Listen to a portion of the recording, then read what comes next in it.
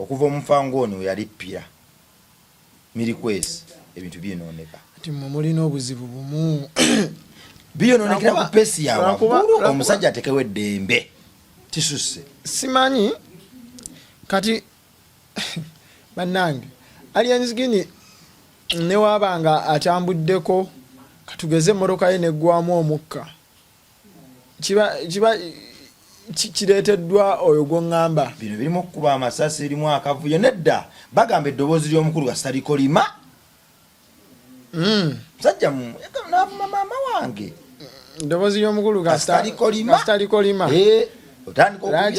lwaki ebikolimo bikola mu bubi yekolimira adde ku noobu kakyali ku noobu yekolimira adde ku noobu kakyali ku noobu taliiko aliwa ani aliko legendary Aliens Gini mayiniga Kamili ayimbira generation ki ayimbira bato ayimbira abavubuka ayimbira bakulu ayimbira bakadde bonna awo olimba omuntu ayimbira bonna ali omu Aliens Gini legendary yayimbi gwosobola osanga omwana omuto nga ali kapati fango nibisi yadde yayiseewo dda pulira bibyo tugende maaso kati ndowooza eno Land Cruiser endala kuliko omuvubuka omukozi w'oluguudo eyamookinze bano atya ate bibulamu obimanyi si buli omuntu akwagala tractor eri mu kusiba ttaka kati mmwe musoke muyimirire tisobola n'obba nga tekyabadde bwe kityo mayiniga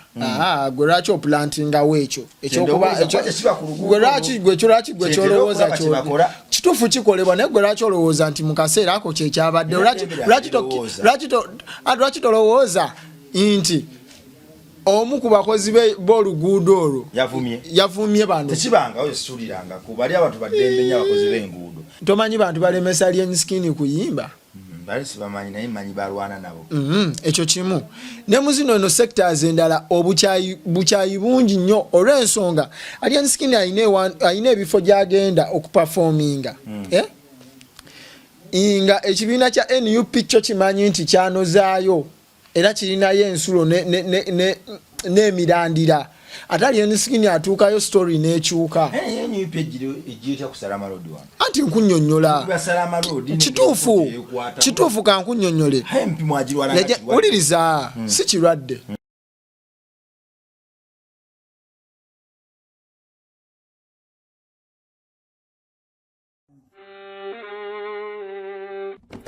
Sebo, nyabo, mwana wa Katonda wenna ali eyo. Eno yera Bongo Charity Foundation. Tukola art for charity.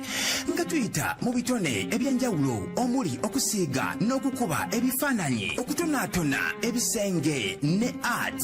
Nga jjayo endabika y'ekifo. Tukwaniriza n'essanyu kasitoma waffe oyagala kugula art waffe oba oyagala gwe mwennyini tukusiige mu bifaananyi. Olina omwagalo awo oyagala kumutonera kirabo nga kuliko ekifaananyi kye. Tutuukirire wano ku Bongo Charity Foundation. Buli lw'otuwagira ng'otuwa omulimu oba ng'otugulako ati waffe mwe tufuna obuyambi obulabirira n'okusomesa abaana abato okuva ku streets ez'enjawulo abataliiko alabirira. Bire ku nnamba y'essimu noti 7 Le Bongo Charity Foundation tukola art for charity. Come paint your legacy with us. Weewaawo MR Live kwetuli on your number one channel kwetuli twebaza mukama olwa channel yaffe twebaza mukama olw'eddoboozi yaffe ne waggulu wa byonna twongera ddala okumusinza olw'ekirabo ky'obulamu kyatuwadde ffe baani abamujjamu byaffe ffe baani abamwebalama nga tukirabye era nga tukiwulidde nti buli w'amaanyi mu nsi muno abadde atambula naye asitudde abanyoomebwa era akakkanyiza abadde beyita eb'ekitalo n'abateeka be balina okuba. Atatusosola ayagala buli muntu atali kumwenyinyala eddunda. Ffenno yatuwa obulamu obujja. Weewaawo tumwebaza olw'obulamu naye wakuwadde ne tukusinga ng'okyali mulamu. Tukiddamu kyebisoomooza bisobola okuba nga tebibulamu mu bulamu naye amavivi y'essaala era gwe buli bw'omusaba tebisigala kyekimu. Village Basket yasonze eddagwa ine ekintu kyonna ky'otakozesa olina saati, nkofiira, jaketi, kooti, lugabire, ngatto butto, fyumu, kasenya, sowaani, kyonna kyonna esobola okuyambako omuntu okutambuza obulamu. Village Basket Labo Charity Foundation egireese. Tukubire essimu ku 0700 34 6827 0700 34 6827. Bw'otukubira tukulagirewo tusanga oba tujjawo wooli ebintu ebyo tubikutwaleko ono tubiwe bannaffe ababonaabona abayaggayaga blankiti eyo bessuuka oba engatto zolabanga ezitalina mugaso ku munaffe omulala zitaasa bulamu. Komyewo n'omusajja olwaleero kandabe bwagenda okubikkirira akabi. Abadde yansukkako paka ku lunaku luno okusala yakalimi buli wenzijano mbikirira kibi. Kibi kye nali mbikirira. Toyina mbeera n'emu omufango ndi yali ataddewo ngambi n'ogivulumirira. Buli kadde newe ogamba omufango ni tiiki, omufango ni tiiki. Yana abakutiki pakaddi. Babadde no bamusse. Ekibi kyogerwako n'ekirungi nekyogerwako. Oyanjulira abantu so. Amanya n'eddoboozi Zaxi subscriber, Zaxi promoter. Kasuku ya fangoni. Ebyo bitiibwa bibyo. Naye nange ndiwo ng'omuntu omulala omuwagizi era disciple wa fangoni. Yaman. Babina by'okusala road. Era nga ebyabadde bwe byabadde. Naye nze tukadde story short. Okuva omufangoni we yali ppira. Mirikwesi ebintu byenooneka. Ati mulina obuzibu bumu. Byenoonekera ku pesi yawe. Omusajja atekewo eddembe. Kisusse. Simanyi kati bannange Aliens Gini ne wabanga atambuddeko katugeze moroka ye neggwamu omukka. Kiba kireeteddwa oyo gw'oŋŋamba. Bino birimu okukuba amasasi erimu akavuyo nedda bagamba eddoboozi ly'omukulu gasitaliko lima. Musajja maama wange eddoboozi ly'omukulu gasitaliko lima. Lwaki ebikolimo bikola mu bubi? Yeekolimira adde ku noobu. Kakyali ku noobu? Yeekolimira adde ku noobu. Kakyali ku noobu? Taliiko, aliwa? Ani aliko? Legendary Alien Skin mayiniga. Niwe tolaba mwana. Gwe tolaba. Siri wane n'okubunyisa njiri wabula ndi wano okugamba kituufu na kutegeeza nsi kituufu. Simanyi ebigambo byange otero byerabira naye nkubuuza obubuuzo bwange gwe n'olabanga obw'ekijegajega. Nakubuuza Kamili ayimbira generation ki? Ayimbira bato, ayimbira abavubuka, ayimbira bakulu, ayimbira bakadde. Bonna. Awo olimba. Omuntu ayimbira bonna ali omu Alien Skin. Legendary yayimbi. Gwosobola osanga omwana omuto nga ali kapati. N'omukulu, n'omuvubuka, weewaawo n'omukadde. Okitegedde? Buladi bwe kityo bwe kiri. Chameleone takyayimbira bato. Takyayimbira bato, ffe twakulira ku nnyimba za Kamili kipeepeewo. Ekyawadde ku Salama Road. Kiki ddala. Sooka analyzing ensonga zino zitemeeteme. Tuvudde kale ku kyaleese ekyo. Naye kiba kirekawa. Byonna ngenda byogerako nga ebyazze na butabwe byabadde. Legendary Alien Skin yabadde alinayo tour eya Arua. Ng'agendewo omukulu Emma Kuteesa. Nga bagenda kugulawo ghetto structure sides zeeyo. Arua. Okategedde. Ya NRM. Ghetto structure era ya NRM. Nga balinayo ne kagala kebaagala featuringeko kubanga kirizo bagana ye muyimbi apulinga crowds era yo muntu asobola relatinga ne ba ghetto youths. You understand? So akawungezi nga balina okukola mu drive road test ze moloka za. Okitegedde? Kwabaddeko eyo Fangoni Beast eyo gye walabye BMW. Nga kuliko ne Land Cruiser endala yabadde ya black eyo muzinga mugiraba. So bayise ku luguudo lwe Salama Road olw'olukadde lwe bali mukola. Ndowooza mu kuyitawo abamu ku bavubuka ba Alien Skin ne bafunamu obutakkaanya n'omu ku bakozi b'oluguudo. Kubanga balusiba ne baluta. Balusiba ffenna batusiba ntuyimirira nomala ne batane tuyitawo bwekiri open. engeri gyekiri nti oluguudo lubeera under construction bwolubasibye emmotoka Fangoni Beast bagisibye Fangoni Beast yadde yayiseewo dda tulira bibyo tugende maaso kati ndowooza eno Land Cruiser endala kuliko omuvubuka omukozi w'oluguudo eyamookinze bano atya ate bibulamu obimanyi si buli omuntu akwagala tractor eri mu kusiba ttaka kati mmwe musoke muyimirire tisobola n'obba nga tekyabadde bwe kityo mayiniga gwe lwaki opulantingawo ekyo gwe kyolowooza kituufu kikolebwa naye gwe lwaki olowooza nti mu kaseera ako kyekyabadde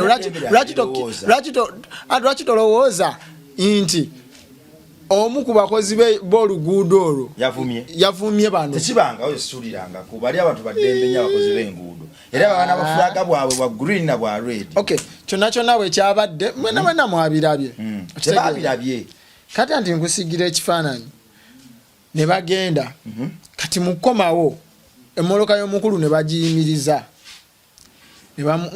nga abakozi b'enguudo bagezaako okunnyonnyola Alien Skin butya bwe byabadde nti omu ku basajja bo yafunyemu obutakkanya n'omusajja afe ne balwana okitegeera ne wabaawo something like chaos baba kyamunnyonnyola Alien ng'ali mu mmotoka ye atutte obuvunaanyizibwa ayimiridde awuliriza ensonga batuuke ku nzikiriziganya amayinja nga gatandika okukola ki okuwanyisiganyizibwa okitegedde naye akantu kaneeno bannange siri mu kutulamu bantu mu mawanga.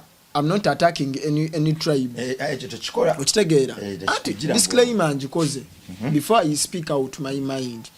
Naye ku luguudo luneeno simanyi oba bannaffe abasoga be babadde bali mu kulukolako abasinga obungi kuba nalabye inga abantu abavuddeyo n'obusungu obungi ennyo babadde bannaffe abaki abasoga.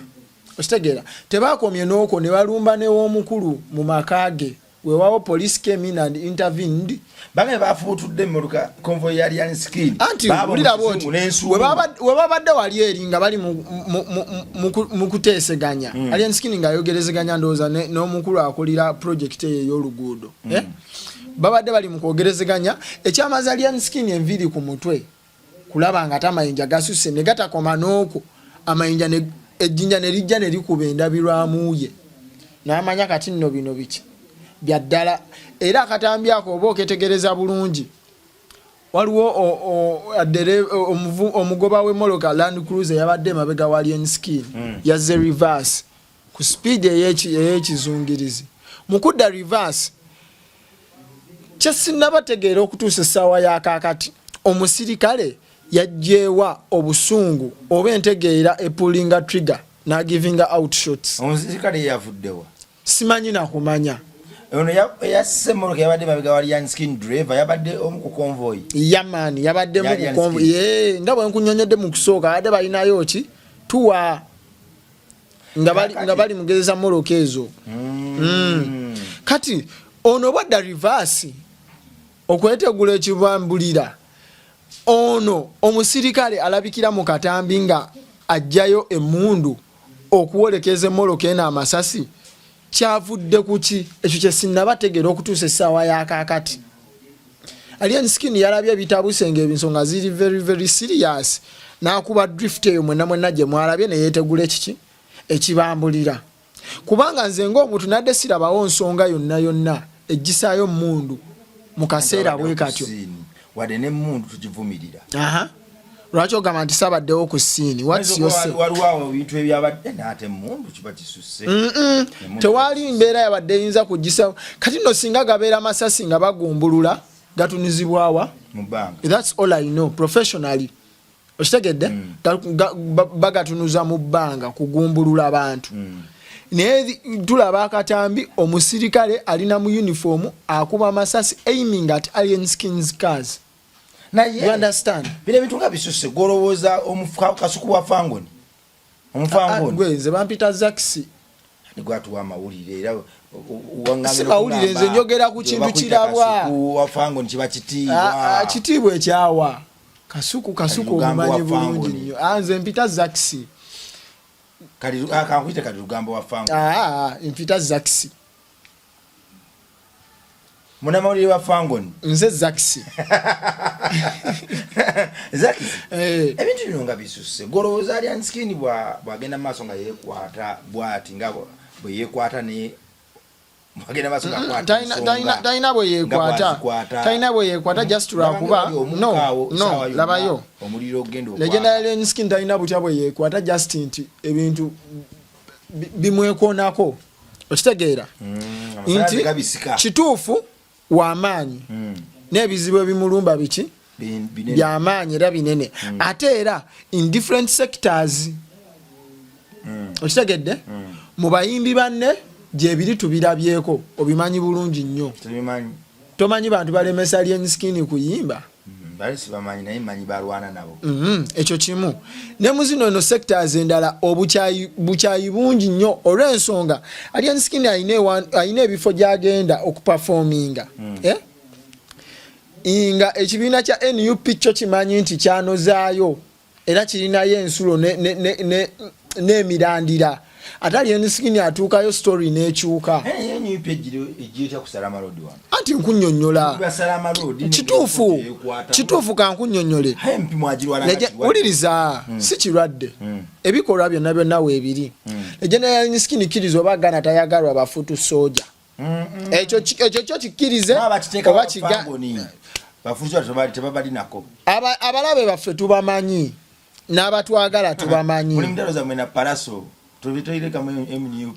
kati palasa ajjirawa ku incident eyabadde wano eno kyolaba naawe okimanyi nti bamulinako olutalo so nga ate Alien Skin tabalinaako ki abalinaako olutalo yamaani bwekiri nti tugende mpola nadda tugende mpola palasa bwe yalumba ewa Alien kyekyaddako did Alien Skin su Palaso walabako ku reference yona kasito kitegedde nti byambu ngani gwe bakwata okitegeera nti balumba omuntu atabaliiko weewaawo incident eyabadde waneno ku luguudo luno lw'Salama Road eyabadde unprofessionalism ya musirikale eyakoze ekyo ate abafuutulire akompoiza Alien Skin paka mu kizungu kito kyenkugamba nti si buli omuntu ajja kwagala okategedde timubaamu Alien Skin alina ebintu byakola nga binyiiza abantu mu butamanywa mu butamanya bwe nti Alien Skin asobola obba n'emmoloka ze nga 4-5 zonna ziyiyeemu amafuta nga neewa atambuliramu emeka mwemu nga neewantu we yandikozeseza emmoloka emu oba 2 okutambula ataddewo oluseegenderwa mmotoka kati abantu abamu ne bakiraba bubi amafuta gayokya ye lwaki yalina ezo zonna omuntu atya omuntu omu ekyo nakyonna ne buba obusungu Sebo, nyabo, mwana wa Katonda wenna ali eyo. Eno yera Bongo Charity Foundation. Tukola Art for Charity. Nga tuyita mu bitone ebyanjawulo omuli okusiiga n'okukuba ebifaananyi okutonaatona ebisenge ne art nga jjayo endabika y'ekifo. Tukwaniriza n'essanyu kasitoma waffe oyagala kugula art waffe oba oyagala gwe mwennyini tukusiige mu bifaananyi. Olina omwagalo awo oyagala kumutonera kirabo nga kuliko ekifaananyi kye. Tutuukirire wano ku Bongo Charity Foundation buli lw'otuwagira ng'otuwa omulimu oba ng'otugulako ati waffe mwe tufuna obuyambi obulabirira n'okusomesa abaana abato okuva ku streets ez'enjawulo abataliiko alabirira bire ku namba y'essimu noti 7 noti 346 Le Bongo Charity Foundation tukola art for charity. Come paint your legacy with us.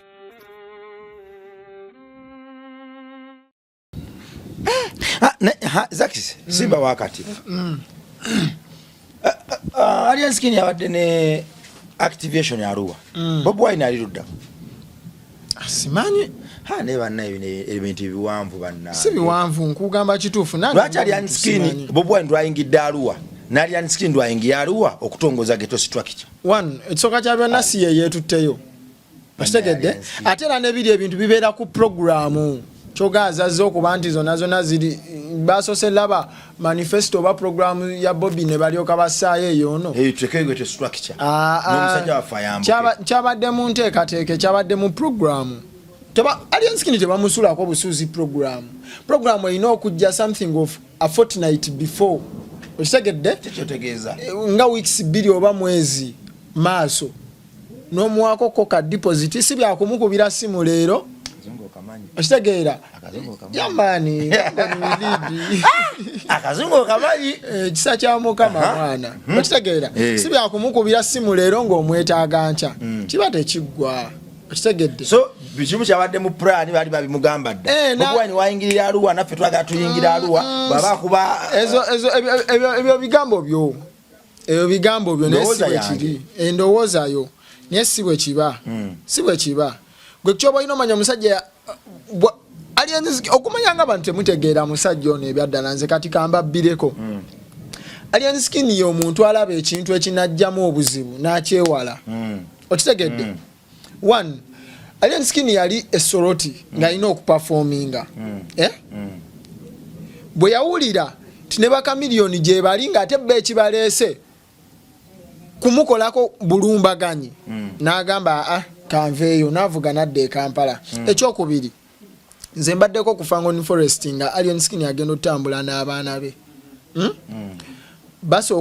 asooka nabba briefinga if you didn't know kati bino mbibagamba mbagamba bituufu asooka ba briefinga n'abagamba let's behave in such and such a way omuntu okitegeera webale nnyo omuntu nkujira nti omuntu bw'abazze ng'ayaya n'okugwako Alien Skin mu kafuba this is how you should handle him or her kubanga mubaamu ako ka excitement ye fani alabya Alien Skin aba ayagala omugrabbing omuwahaga okitegeera weewaawo n'omuntu omukyamu asobola okujjiramu akakodyo okitegedde Alien Skin ya briefing abantu be abaana be you need to behave in such and such a way in a positive manner kubanga botatanya erinnya lya Alien Skin gwe bw'okola ekintu kyonna kyonna ekittatanya erinnya lye kiyinza obutakulya gwe ng'omuntu okitegedde naye brand ye eba emukosa eba ekosebwa okitegedde yensonga lwaki ne buclips waliwo buclips bw'oli omuyaye simanya oli omuyimbi oli omulenzi jjamuwaamu nnyo yajja ku Fangoni ne baagala nze simumanyi linnyo bayoyo ne baagala omukuba okitegedde Alien n'agamba no wuliriza kyenkugamba baali baagala mukuba Alien Skin n'agamba nedda okitegedde gwe kyoba ino manya Alien Skin musajja mugezi ovanga ku muntu abadde nga akujjonkera ebbanga lyonna okwekanga nga ali mu kikomera kyo okitegedde kitegeeza Alien Skin mugezi Alien Skin kapa talya mmese njigire bakuba pesi n'alungula ne wanze namukolako interview ng'ettama lirungudde bamukuba naye Alien Skin tebamukuba ezo zaali punch ezaali baali bambadde gloves okitegedde yaraba n'omusajja nga mukube engumi Alien Skin we yajjira mugato kuba ako kayitamu buyisi tekyali kigenderere anti buli omu bulira anti buli omu anti obuzibu buli mu obuzibu bwe mulina nze bwe nvayo n'enkola ensobi yange lwaki muba mugisa ku legenda la Alien Skin lwaki temuvunaana nze ng'omuntu ekyo waliwo kirabye wamba kulembeze kyembuuza ki tugende nkola abantu be bakulembera ne bakola ensobi ne bagisa ku bantu be kyembuuza era bagali jimu y'omusajja wuliriza lwaki ekibuuzo kyange kyangu nnyo lwaki bwe nvaayo n'enkola ebibi byange oba ensobi zange lwaki muzisa ku linnya lya Alien Skin oba brand ye kubanga oliye muduumizi ow'oku ntikko kyogamba y'abantu essaawa yakakati Alien Skin amanyi ki kyendiko oba ki kyeŋŋenda okuzzaako singa nva wano okitegedde epesiti tomumanyi nze simumanyi pesiti bamukubangako ate simumanyi simanyi abamukuba tebamukuba kuba simumanyi walekera otya nti yekanga ali Kabira ani pesiti simumanyi kale wategeera otya oli omuyimbi yali ajjonkera Alien Skin wategeera otya engeri gye yamaliriza nga ali mu Kabira wategeera otya nti ne bamukuba namu oli n'abiziiza anti ebintu byonna Fangoni Forest byekola bibeera ku record 24/7 amasimu gabaawo lives zibaawo okitegedde yamani naye nga on a serious note ebizibu ebirumbi alien skin bingi kuviira ddala mu kyokka no mwana watu mwana era mwana nkyayigira nnyo ku musajja oyo ebizibu bimutuukako naye n'abitwala lightly simanyi oba ye kyekikula kye oba ye ntegeera ye oba ye bw'ayagala okidrivinga that way ebizibu ebisinga ebituuka ku alien skin abitwala lightly balumba amaka ge ne boonoona things worth of millions of money naye all he did was to shoot a video mulimba can I show you my talent this is my talent you understand naye nga obulumi obwandibadde ku muntu nganze bayonoona ebintu bingi okitegeera abaana bebe bakubye nga babasanga ne babakuba ambush ne babakuba ate nga babakubira bwereere tebalina namusanga abaana okitegedde tebalina musango yadde naaka ateogera tebyaki mudogo tebalina musango omuntu waba n'omusanga akyajingibwa wuliriza leka kwogera bintu ng'osoomooza ate bwenjogera tebalina misango nga onfutyanka kati nze nkola etya omuntu yenna bw'abeera n'omusango akyajingibwa mu mateeka tuvumirira mu justice webale nnyo era n'ensonga eyabadde ku Salama Road that was alien skin abakola nsobi n'ava mu mmotoka okitegedde yandibadde mobu okitegedde kyamukisa mulungi yasigadde mu mmoloka weewaawo he sustained some minor injuries naye yafunye ebinuubule yabifunidde mu mmotoka jjukira bakubye amayinja endabirwamu ezo nezimusala okitegeera n'amasasi ge nnyini kuba yatuuse waka okwekebejja emmoloko gijjako bampa y'omumaaso biki ng'alaba ebisosonkole by'amasasi can you imagine kyogamba waliwo wayogeredde nti lwaki tetuvumirira tribe era tukola ki kyokka kyavudde ejjinja nkijja ku Salama Road tekyavudde ejjinja eri naye bambasada baawano nabo ensonga lwaki ngambye bwentyo alien skin buli wagenda ejjinja afeesinga ebintu weebitu okitegedde bamukuba amayinja emmoloka ze bazoonoona bagenze performinga abagenze nnoonya nakujja kuba entertaininga lwakuba nti ke kali kenkugambe nti ejjinja bo bamanyi muwaliyo waayo mbuye kabambo waayo wali alien skin waayo mbu waliyo Bobi Wine waayo mbu era ye teri agambayo mbu nga Bobi azze teri kiki sikitegeera biba mulambulu kutogera bintu bajja kwa anti ani agenda okunkwata ensobi bagamba mbu kyagula Bobi Wine bwabeera ejjinja yagisuppressinga obwagizi obuliyo bwa Bobi Wine lwaki obeera comfortable nga alien skin omuteeka mu bintu bino anti twatwogera ku mbozi ya alien skin ati nkubulira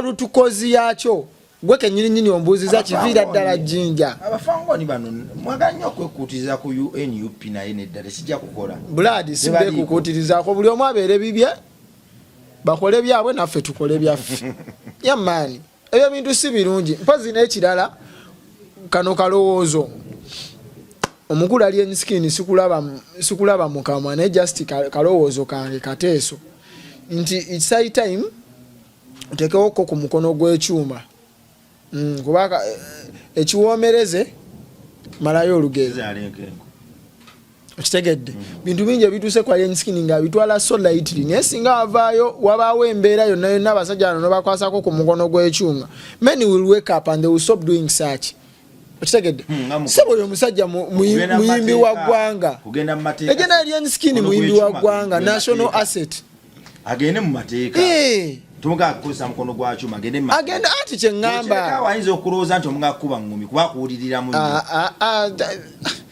obuzibu bwo kyogamba ye mulwanyi oli musajja muyimbi oli bokisase muyimbi gwe mumanyiddemu ki owaye kamera gibike tewebikka omumanyidde mu kuyimba oba mukuba bikondi byonna nze mumanyidde mu kuba mbali ogwo guba muzannyo yamaani ataking a passing a time nga alwanamu n'abasajja be mpola mpola kuzannyamu buzannyo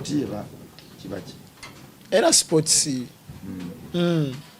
naye nga bannange obuvuyo tubuvumirira na buli muntu yenna asubira okuddamu okukwata ejjinja oba okuprovoking omuyimbi alien skin nolowooza nti binaakomaawo tebijja kukomawo obwebityo ebyaddala tebijja kukomawo obwebityo kati gwe kubisamu akafaananyi amasasi ago gabakwata ku alien skin kuba gayise mu mmotoka where would we be now nyeera kikulaga ti omusajja yazzeeyo ewaka ne badressinga ebiwundu n'azannya mu kapuulu n'ayitamu paka Arua ali Arua kati ne mu Arua twamulabye nga akuba endiba eyaguddewo abaddeyo sports gala twamulabye nga eyaguddewo endiba n'azannyazannyamu awo kitegeera yange ebintu si birungi n'adrifting emmotoka gye mwadde mwagala omulesa gye mwakubye n'amasasi yakulaze nti ate yagivuze paka Arua n'agidriftinga n'asanyusa abantu bannaggeto beeyo n'amala n'akomawo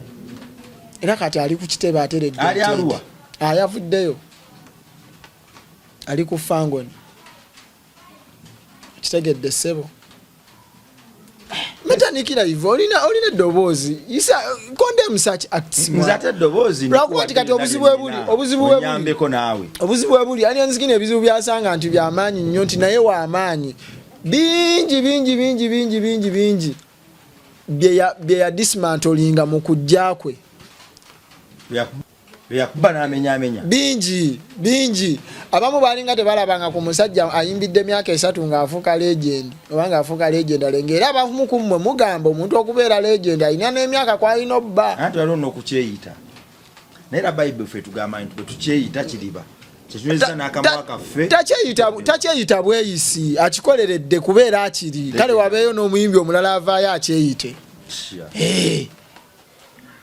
wabeeyo n'omuyimbi omulala aveeyo akyeyite ng'ayimbidde emyaka 3-4 embali agikubye bannanga abasajja bayimba naye Alien Skin ayimba tuvumirira ebikolwa bya mob justice n'ebyokukyokooza provoking people simanyi lwaki aba Alien Skin bamulinako akakuku naye temujja mufune emisanvu gyasimattuse mingi kuviira ddala ku bbomu atakise uwe uyo amasasi mugataddemu era temusobola kikafuwe tebasobola era tebalisobola Katonda yeka yamanyi amagenda ge n'amajja sibulako abantu mu Luswayiri tugende siri muswayiri anti wano abaswayiri nabala bakugoberera eyo baga nti mwana mbali njagala balowoozeeko toyina mukaswayiri gajja bakalowoozo ka lunaku lwa nze sinnababbala bagwe walwayo nze sinnababbala bomanyi kyoba onsuddiya ewe nabambalabyazaako otaona na kesho aya baadaye kitegeeza nambye aya mweraba era nijo